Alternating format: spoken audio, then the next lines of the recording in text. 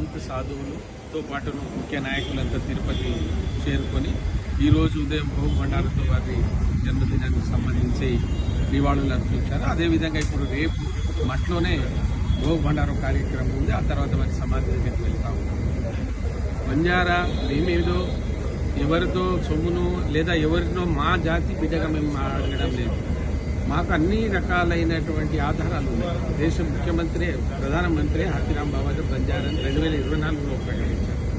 ఇక్కడ ఉండేటువంటి ప్రభుత్వం బంజారాలే హాతీరాం బావాజీ భక్తులు కనుక హాతీరాం మఠానికి బంజారాలని చైర్మన్ చేయమని మీకు చూపెట్టినటువంటి పెట్టిన లెటర్ ఉంది. దానికి జానారెడ్డి రఘువీరారెడ్డి చాలా మంది ప్రయత్నం చేశారు. మేమే అడుగుతున్నామండి, ఎవరో మహంతుల పేరు మీద ఈ ఆస్తులు అన్యాక్రాంతమైన దేశం అంతటా ఆయన పేరు మీద ఆస్తులు. మరి కేంద్ర ప్రభుత్వం రాష్ట్ర ప్రభుత్వం వాటిని స్వాధీనం చేసుకోనన్నా వాళ్ళ పేరు నిలబెట్టాలి కదా. ఎవరెవరో తీసుకొని తినడం ఏంది ఆయన పేరు మీద.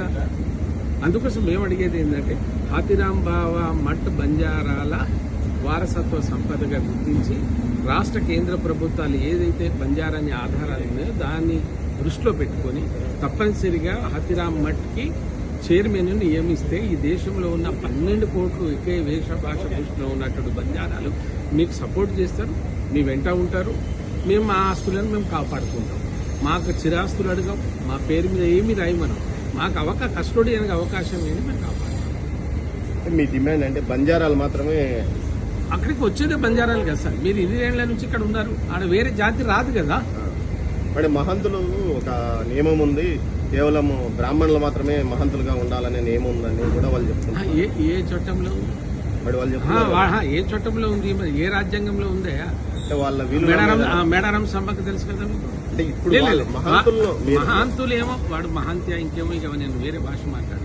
మేడారం సభకి ఎన్ని కోట్ల జనాభా వస్తారు మీకు తెలియదా? మేడారం సౌత్ ఇండియాలో మేడారం జాతర 1 కోటికి పైన జనాలు వస్తే అక్కడ ఎవరు పూజారులు? ఆ కోయ బిడ్డలే కదా. మీరు ఆక్రమించుకుంటారా మహంతి ప్రదేశాన్ని? మీరు మర్యాదగా ఇయ్యకపోతే అంటే మేము మధ్యాహ్నం మాకు ప్రభుత్వం ఉంది కదా. అదే చెప్పండి, మాకు మధ్యాహ్నం ప్రభుత్వం ఉంది. చంద్రబాబు నాయుడు గారు దయచేసి ఉప ముఖ్యమంత్రి మన పవన్ కళ్యాణ్ గారు మీరు చొరవ తీసుకోకపోతే అప్పుడు మేము త్యాగం చేయడానికి సిద్ధంగా ఉంటాం సార్. పోరాటం చేస్తే త్యాగం కూడా చేస్తాం. అరే మా జాతిని మేము కాపాడుకోవడానికి ఆ మాత్రం చేయకపోతే ఎంపీకి ఉన్నప్పుడు 4 సార్లు మాట్లాడిన పార్లమెంట్లో.